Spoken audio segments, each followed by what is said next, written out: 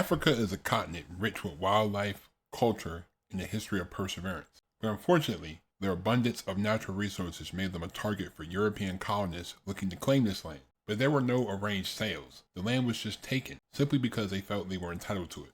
Since many of these African countries were already under European control, these institutions felt like they could do whatever they wanted to the indigenous people.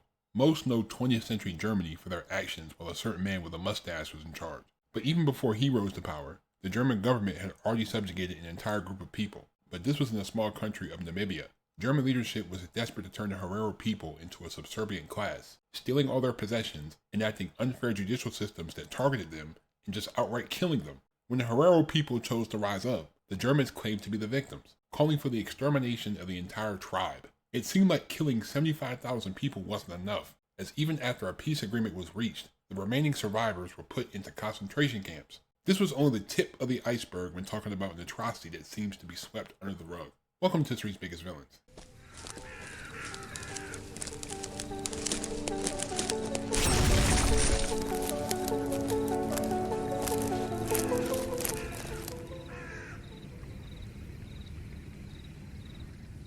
Before we get into the video, I just want to warn you that some of the images that I will show in this video are very unsettling. I will try to blur out as much as I can, but some of these images might be unsettling, so viewer discretion advised.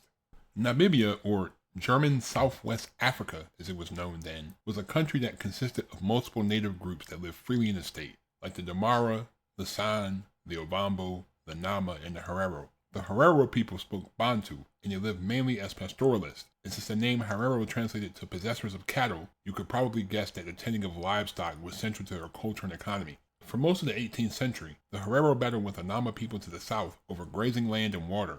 With the arrival of German missionaries in the 1840s, along with the displacement of the Sans people from the Cape Colony, conflicts continued. In 1884, German Chancellor Otto von Bismarck, who was initially against colonialism, caved to public demand and claimed this territory, especially after Belgium had recently taken over a plot of land that was 80% bigger than the country itself. Germany already had multiple African territories, but this area didn't offer much in terms of agriculture or minerals, so it became Germany's first settler colony. It took a minute for it to be occupied though, as German settlers didn't start arriving in droves until the 1890s. In 1894, Theodore Leutwein was appointed as the third governor of the settler colony, as he was tasked with achieving the destruction of the indigenous people's political independence, reducing them to a subservient labor class. Outright warfare cost more than what the German government was willing to spend, so he employed a divide and conquer strategy, forcing the indigenous tribes to accept protection treaties against each other. When these treaties were broken, Leutwein used his remaining allies to defeat the rebellions, seizing their land and cattle, which was sold to settlers for a profit. In 1896 and 1897, he led campaigns that ended in the virtual extermination of the Kawa and Orlam people. Leutwein focused on expansion of the colonial infrastructure, such as roads, railways, and forts to open the land for more economic development and European settlement. Due to the failures with prospecting, many colonists switched to accumulating land and cattle, placing them in direct competition with Herero. As large amounts of land were bought up by speculators and European cattle farmers, the Herero were further weakened by a rinderpest epidemic that killed over 5.2 million cattle. This event exacerbated intertribal conflicts, while forcing many Herero into starvation, debt, or becoming migrant laborers. Apart from them being used for slave labor, plus having land and cattle being stolen from them, the Herero had an even bigger complaint: the completely unfair justice system. If a white person was killed, multiple Africans were killed as punishment. But if the roles were reversed, the settlers could essentially get away with it, with Africans being deemed worthless in the colony. One missionary reported, "The real cause of the bitterness among the Hereros towards the Germans is without question the fact that the average German looks down upon the natives as being about on the same level as baboons and treats them like animals." Of course, some of the German settlers used this opportunity to rape and murder African men, women, and children with effective impunity. The victims had no one to report the crimes to, since the police and military were targeting them as well. The German employers were even allowed to beat or flog their indigenous employees. The greed for Namibian land continued as Leutwein began to implement a way to put Africans on reserves. By the end of 1903, 3,000 Germans had settled into the colony, and the Herero were desperate to take back their land, cattle, and political independence. They wanted their revenge, which would have been the end of German colonization. When the Nama held an uprising in the south, this left the North Colony with just 770 soldiers. On January 12, 1904, the Herero clans, led by Chief Samuel Maharero, seized the opportunity to rebel, attacking a German garrison in Okahandja. They had success at first, catching the colonists off guard.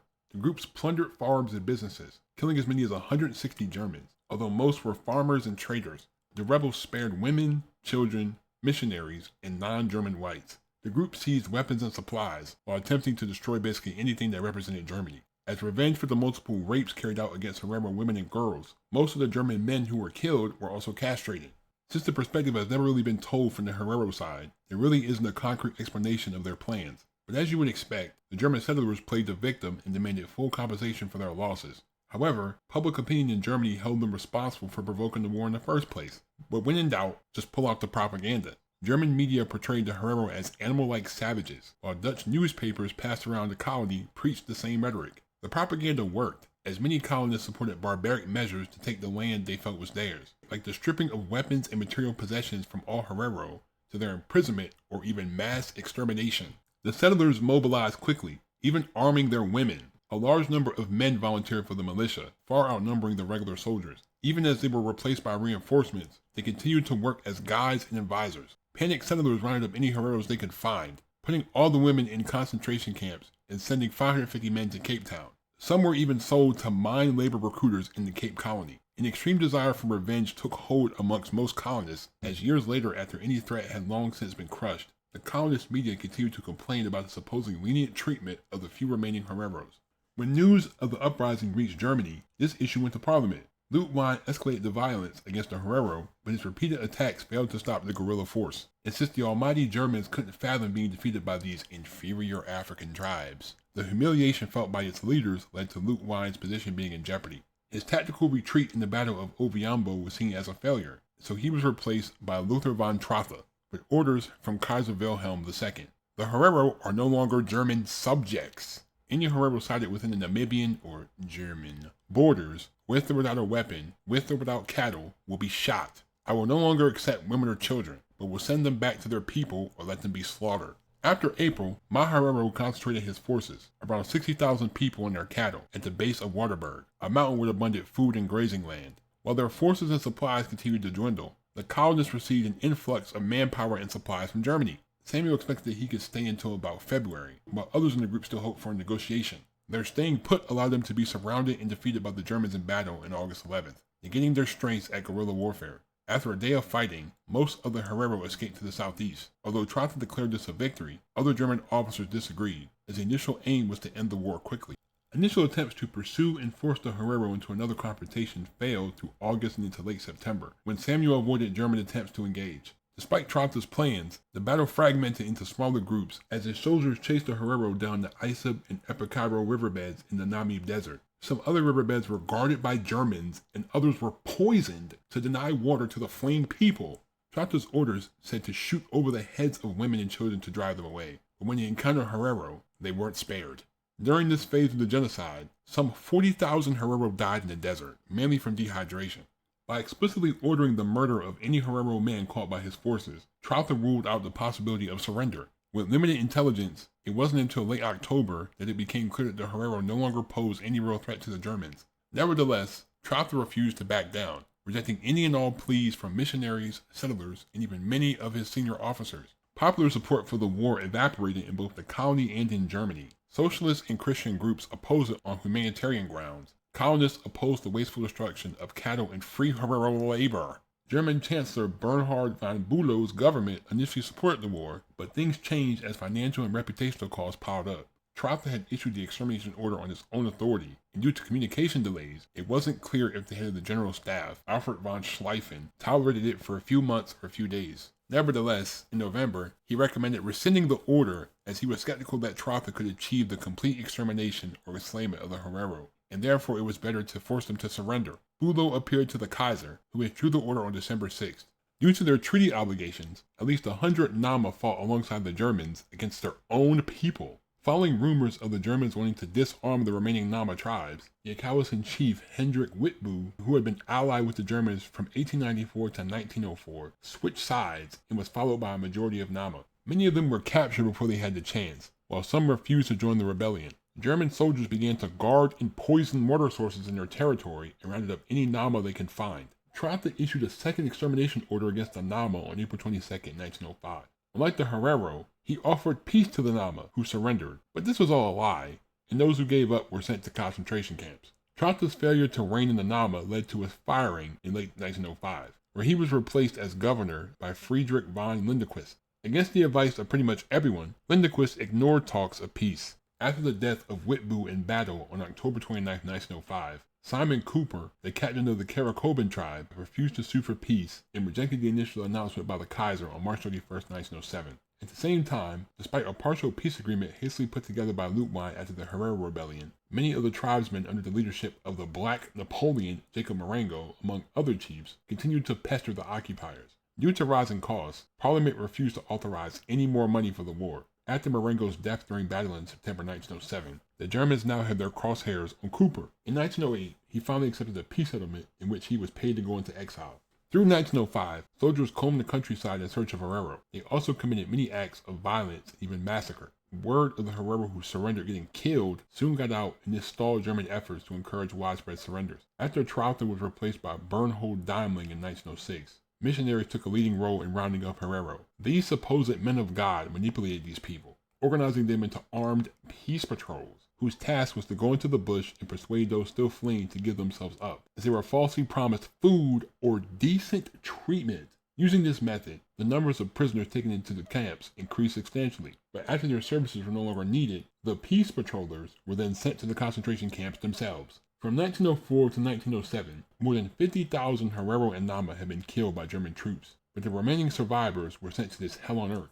Most prisoners were in poor condition due to hunger and disease, and many died in transit or shortly after arriving at the camps. There were 5 main concentration camps at Windhoek, Okahanja, Karabib, Swakopmund, and Luderitz, as well as smaller camps where Herero labor was especially needed. 3/4 of the prisoners were women and children, as men had been more likely to die during the war and evade capture. Word quickly spread about the conditions of the camp, as some prisoners felt that committing suicide during the transport was a better fate.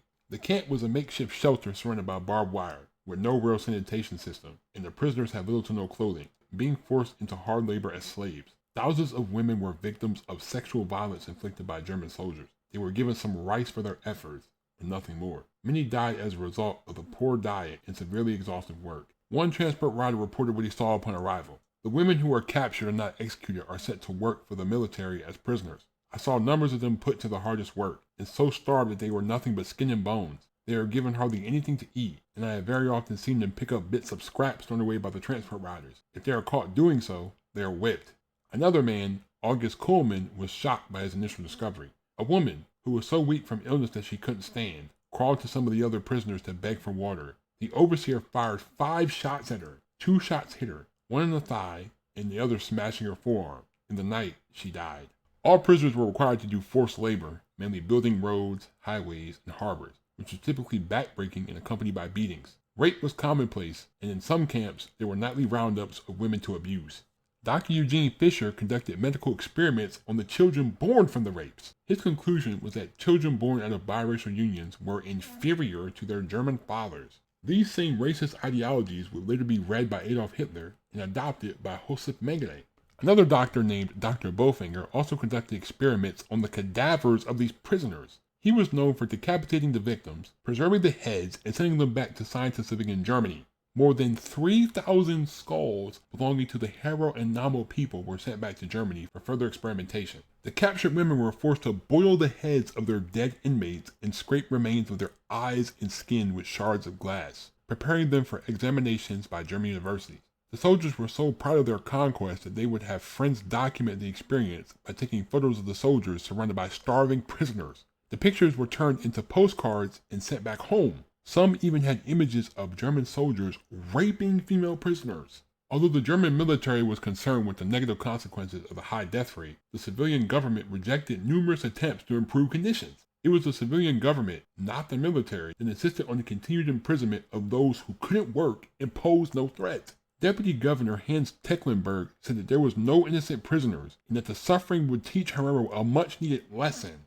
While he considered the losses regrettable, he believed that their high fertility rate would restore their numbers over time. The closure of the camps was proclaimed on the Kaiser's birthday, January 27, 1908. The German official history of the war reported that the Herero ceased to exist as a tribe, having lost all their cattle, land, leaders, and structure. 80% of the Herero pre-war population had been wiped out, along with more than half of the Nama, a total of almost 100,000 people. According to the census, there were around 15,000 Herero and 10,000 Nama living in Namibia in the early 1910s. The problem of impunity for crimes against Africans and rogue violence by settlers was only exacerbated by the war.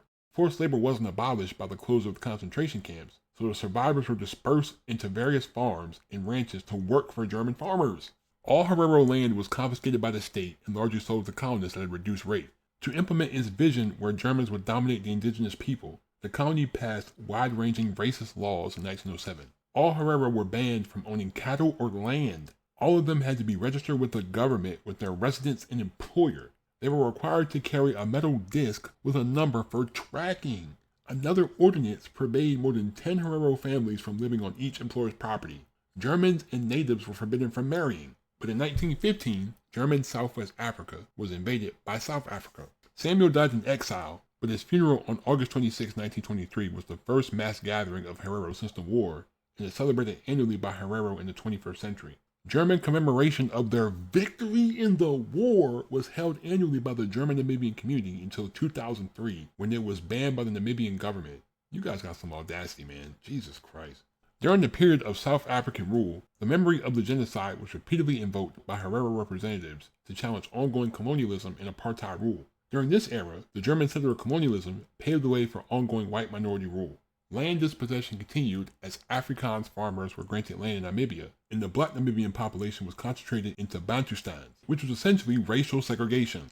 After Namibia gained independence in 1990, the country was left with a highly unequal distribution of land. Dissatisfied Nama people formed a landless people's movement as they felt that the land issue was the most important consequence of the genocide. The official German history of the war, as well as published accounts from settlers and soldiers, celebrated the pacification of the Herero uprising. It was one of the only colonial genocides primarily carried out by the military.